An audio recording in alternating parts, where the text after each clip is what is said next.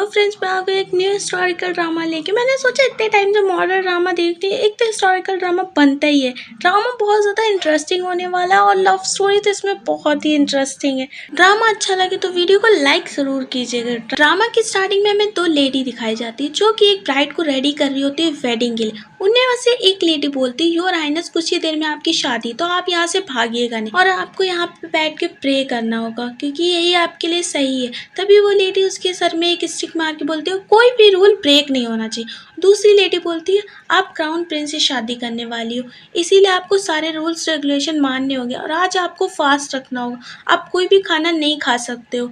Your highness, हम आपको 2 घंटे में लेने आएंगे जब आपके मैरिज के लिए आपको बुलाया जाएगा। यहाँ पे हमें हमारी फीमेल लीड दिखाया जाता है जिसका नाम जिंग वैंग यी है, जो कि बोलती है, जिंग 2 घंटे हैं अभी शादी में, इतना तो मेरे लिए इनफ है। नेक्स्ट सीन में हमें दिखाया जाता है एक लड़का फ्रूट बचा रहा होता है, उसी के पास से कुछ लोग जा रहे होते हैं। उनमें में से एक बंदा बोलता है, पता है माय मैजेस्टी, एम्परर ने नए राज उपदेशक को नियुक्त किया है जो कि बहुत ही पहुंची हुई चीज़ है। उसने अब तक की जो भी भविष्यवाणी की है वो सब सिद्ध साबित हुई है। तभी ये जो बंदा है इसका नाम ढोंगी है, जिसको हम लोग ढोंगी बुलाएंगे, ये बोलता है वो ज़रूर ढोंगी होगा, यहाँ पे पैसे लूटने आए। एम्परर को किसी बात की तमीज़ तो है नहीं, ये ऐसे ही किसी भी को उठा लाते। मेरे होते भी किसी और को होने की ज़रूरत थी, ज़रूर ये ढोंगी है, देखना इनको लूट के चला जाए।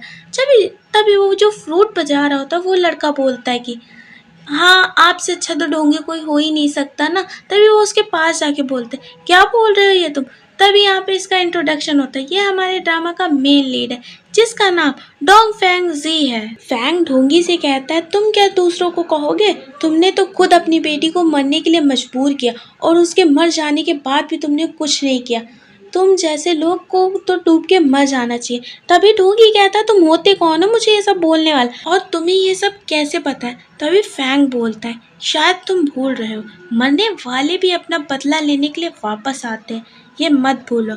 और मैं कौन हूँ, मैं हूँ ना फैमिली का इकलौता बचा हुआ वारिस। ये बात सुन के ढोंगी उसी के ऊपर वार करने चलता। तभी फैंग अपनी बांसुरी में से एक नाइफ निकालता है जिससे उसी को पलटवार कर देता है और उसको घायल कर देता है। तभी ढोंगी बोलता है कि तुम एक डीमन हो। तभी फैंग बोलता है, हाँ मैं एक डीमन हूँ, क्या कर लोगे, तुमने मेरी फैमिली के जिन भी लोगों को मारा है मैं उनके सभी का बदला तुमसे लूंगा। ढोंगी बोलता है, यहाँ से कुछ ही दूरी पे क्राउन प्रिंस की वेडिंग का सेलिब्रेशन हो रहा हो, तुम मुझे यहाँ पे मारोगे। तभी ना फैंग बोलता, अच्छा चलो ठीक है, मैं तुम्हारे साथ एक बेट लगता हूँ, मैं तुम्हें भागने का मौका देता हूँ, मैं अपनी आंखों पे पट्टी बांध के तीर चलाऊंगा, अगर तुम्हारी किस्मत होगी तो तुम बच जाओगे, वरना वो तुम्हारी किस्मत तुम्हें डिजर्व कर। ढोंगी से फैंग ये बोलते हुए अपनी आंखों पे पट्टी बांध लेता है और ढोंगी को भागने का मौका देता है। और फैंग जो ढोंगी के साथ में आदमी होता है वो फैंग का ही होता है, उससे तीर कमान देता है और वो तीर कमान लेके तैयार होता है और ढोंगी अपनी जान बचाने के लिए भाग रहा होता है। इधर हमें दिखाया जाता है हमारी जिया को, जो कि मजे से यहाँ पे खा रही होती है और बोल रही होती है, इतने 2 घंटे में इतने में तो अपनी पेट पूजा कर ही लूंगी। वो खा ही रही होती तभी वो देखती, क्या ये कौन है, ये ढोंगी आ रहा है क्या भागते हुए, लेकिन ये क्यों भाग रहे हैं। तभी ना वो उनको देखती, तभी ना फैंग तीर कमान चला देता है और सीधे जाके ढोंगी को लगता है और ढोंगी वहीं पे मर जाता है। ये सब देख के हमारी जिया की तो आंखें फटी की फटी रह जाती। जैसे ही वो देखती कि फैंग ने उसे देख लिया है, कि उसने उसको मर्डर करते हुए देख लिया, तो वहाँ से वो भागने की करती है, अगर इसने मुझे भी देख लिया तो मुझे भी मार देगा, वहाँ से भागने लगती। लेकिन फैंग हमारी जिया को पकड़ लेता है और वो उसको मारने वाला होता है। तभी वो उसकी गर्दन में एक स्कार देख लेता है, वो स्कार देख के वो वहाँ पे रुक जाता है। तभी जिया सोचती यही मौका है यहाँ से भागने का, वो वहाँ से भागने की करती है, लेकिन भागते ही समय उसकी इयररिंग गिर जाती है, लेकिन उसको इस बात का पता नहीं चलता, वो वहाँ से भाग जाती है। तभी ना फैंग को उसकी इयररिंग मिलती है, वो हाथ में लेके बोलता है, मैं कितने टाइम से तुम्हें ढूंढ रहा था, फाइनली तुम मुझे मिल ही गई। इधर हमें पैलेस का सीन दिखाया जाता है। जी की मेड बाई सोच रही होती है, अरे माई लेडी कहाँ चली गई, अगर किसी को पता चल गया माई लेडी कहीं चली गई तो मेरी तो वाट लग जाएगी। तभी वहाँ पे जी भागी भागी आती है और हफ्ती हो, और वो उससे बोलने वाली होती, मेरी बात सुनो मेरी बात, लेकिन वो कहती फाइनली आप बैक हो गई, आ गई अच्छे से, अब जल्दी से तैयार हो जाइए, आपको बुलाया जा रहा है वेडिंग के लिए।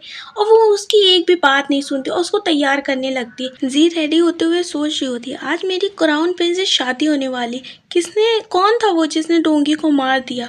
वो ये बात सोच रही होती। जी ये बात सोच रही होती तभी बाहर से आवाज आती है क्राउन प्रिंस आ रहे हैं। तभी ना बाई बोलती है माय लेडी जल्दी से तैयार हो। तभी वो देखती है जी के कान में एक इयरिंग कम है, तो वो बोलती माय लेडी आपकी एक इयरिंग कहाँ गई। तो जी सोचती कहाँ चली गई। तभी ना वो अपनी दूसरी इयरिंग भी निकाल देती, कहती हाँ हाँ ठीक है चलो रेडी होते। फिर जल्दी से लोग तैयार होकर बाहर देखते तो हमें हमारे सेकंड मेन लीड की एंट्री दिखाई जाती है जो कि क्राउन प्रिंस है, जिसका नाम ली छुई है, जो कि जिया को लेने आया होता है वेडिंग के लिए। हमें दिखाया जाता है ये दोनों वेडिंग के स्टेज के पास जा रहे होते, तभी वो रास्ते में बोल रहा होता है जिया आज हमारी शादी है, तुम नर्वस तो नहीं हो। एम्परर ने हमारी शादी के लिए एक नए उपदेशक को बुलाया है जो कि हमारी शादी को सभी रीति रिवाजों से करवाएगा।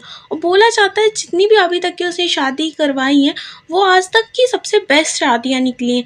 तभी ना आसमान में दो कौवे उड़ने लगते, तभी ना कुछ लोग बातें करने लगते, ये शुभ संकेत नहीं है, ये क्या हो रहा है आज के दिन। क्राउन प्रिंस की पता है वो उपदेशक बहुत ही ज्यादा माना हुआ है और उसका नाम ना डोंग फैंग जू है। तभी ना वो देखती है जैसे जिया डोंग फैंग जू को तो उसकी आंखें फटी की फटी रह जाती, ये तो वही है जिसने ढोंगी को मारा था। और फैंग जिया के सामने आते हुए बोलता है मिस जी आप स्टेज से अपने कदम पीछे नहीं ले सकती, ये अपशगुन हो सकता है। और जिया अपने मन में बोलती काम डाउन, तुम्हें बिल्कुल रिएक्ट नहीं करना, इसे पता नहीं लगने देना है तुम वही लड़की हो जिसने इसको देखा था मर्डर करते हो, रिलैक्स रिलैक्स। क्राउन प्रिंस जिया से बोलते हैं तुम नर्वस बिल्कुल मत हो, चलो मेरे साथ चलो। जिया हिम्मत करते हुए क्राउन प्रिंस के साथ आगे बढ़ती, तभी क्राउन प्रिंस को एम्प्रेस और एम्प्रेस बुला लेते हैं अपने पास। और एम्प्रेस बोलती है कि आज तुम्हारे लिए बहुत ही ज़्यादा बड़ा दिन है क्योंकि आज तुम्हारी शादी होने वाली है, हम दोनों तुम्हें ब्लेसिंग देना चाहते हैं। तभी इधर जिया के पास फैंग्स आके बोलता है कि योर हाइनेस हम दोबारा मिल गए, याद है तुम्हें। तभी जिया बोलती है क्या इसको याद हूँ मैं। और तभी वो उनकी तरफ बोलने के लिए रिएक्ट करती लेकिन उसके मुंह से आवाज़ ही नहीं निकलती। तभी जिया बहुत ज़्यादा हैरान होती। फैंग जिया से बोलता है तुम परेशान मत हो, ये सिर्फ म्यूट होने की मेडिसिन है, जब तुम स्टेज पे आ रही थी तब मैंने तुम्हें दी थी और ये तुम्हें कुछ टाइम के लिए म्यूट कर देगा।